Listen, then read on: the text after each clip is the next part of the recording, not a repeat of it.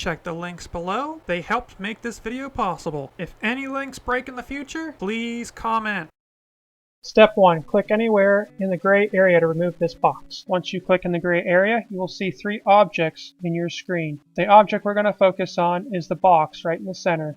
Step 2. You're going to see a menu right over here. I'll enhance the photo for you so you can see it better. You need to click this. Right now we're in object mode. When you click this here, it will bring up a menu. We need to go to edit mode. Search for edit mode now. Next, you want to go to this menu over here. Over here is several options. You need to find Subdivide. Please find Subdivide. When you find Subdivide, please click it 4 times. You can change the angle of your object by hitting your middle mouse button and holding your middle mouse button. So press and hold your middle mouse button. If you have a scroll wheel, you can also use this to zoom into your object to get the angle as shown. Step 3. Next, you need to go to Sculpt Mode. Please go to Sculpt Mode. You can find it right here. I will enhance the photo for you now. Please enter Sculpt Mode. Go to this menu here. Make sure Add is highlighted. If Add is highlighted, please do the following, which is messing with one side of your object. The default is mirrored. If you do not want mirrored mode, you'll have to check in another tutorial to know a little bit more in depth of Blender. Right now, we are just going with the default. This default is mirrored mode. Mirrored mode is on the symmetry X, but that's for another time. Please do as I'm doing right now. You can achieve this by clicking your left mouse button several times, or you can hold it down and move your mouse. The sculpt will build accordingly to your mouse movements or to your mouse clicks. You can also go back up there and hit subtract. Subtract is right next to add. If you hit subtract, it will make more depth to your creation, such as for bowls and bases in the inside of helmets.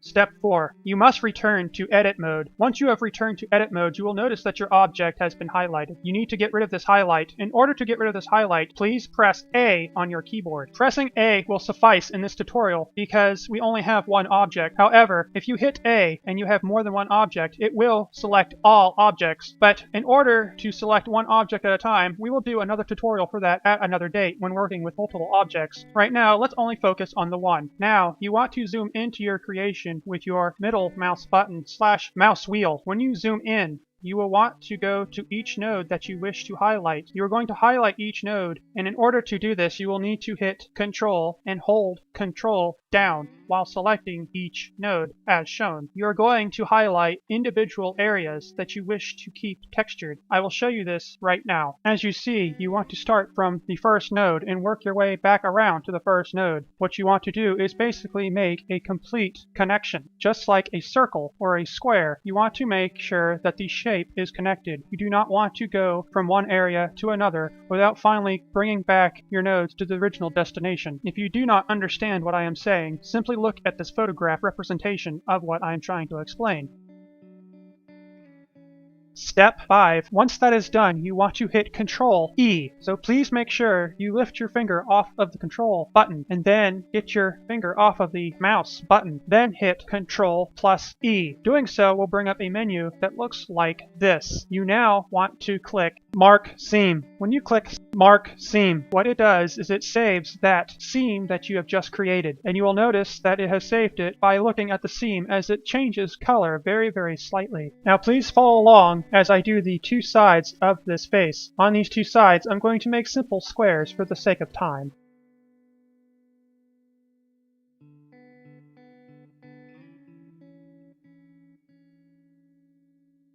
Congratulations! Now, we must move on to Step 6. In Step 6, you must hit A on your keyboard, which will select the entire object once more. The entire object, once it is highlighted, you will then have to press U on your keyboard. When you press U, you will see a menu that looks like this. Please click Unwrap. This is vital that you do this step because then your object will not unwrap if you do not. And if it does not unwrap, you will not be able to make textures for it. So let's please continue on to the next step. Step 7. Please click here. When you click here, it will bring up a menu. Here's an enhancement of what the button looks like. Now, when you click it, it will bring up a menu that looks like this. Click UV Image Editor. When you do so, this will appear. Now, you will have to go down, and since this is a quick tutorial, we are not going to go in depth on what you can do here within this window. We are simply going to go to UVs, which is right here. Please click UVs. I have enhanced it so you can see it. Once you have clicked UVs, a menu will appear that looks like this. Please click Export UV Layout. Doing so will bring you to this window. Now we need to name our new UV. So please click up in the bar right up here in order to name your new UV. In order to do this, you must make sure that you highlight the Untitled default name for it and remove that, and then enter in the name that you choose. Make sure you do not remove the .png. Once you have named it, you must click this button here, Export UV Layout. It should take only a second. Once you do so, if successful, it will bring you back to your original window here. Next, we need to save the mesh, the object we have been working on in the past few minutes. In order to save this, we must go in the same manner of which we saved the UV layout, but only slightly differently. You must go to File, located here, then go to Export, located here. Then you want to save it as the default, which is Collada, D-A-E, day, file. It will then bring you back to this familiar window. However, this is where things must be done precisely, otherwise it will mess everything up that you have worked thus far. Over here, to your left, at the lower part, you will see something that says Texture Options. You want to make sure that the area that says Include UV Textures is clicked and has a check mark inside the box. If not, your texture that you have just made will not be saved onto your mesh, which will be problematic in the future. Now, after you have clicked that box, please repeat the same steps as you did for your exporting your UV map.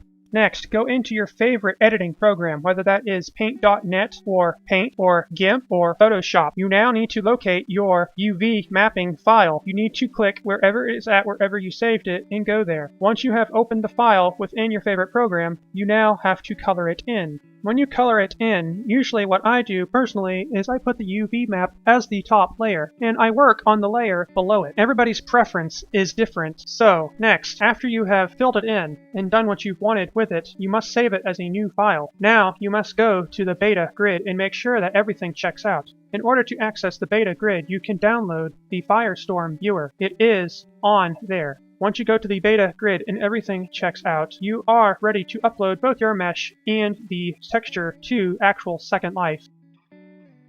Thanks for watching! Like the video please, and click that subscribe button. Don't forget to click that little bell as well. Until then guys, see you later.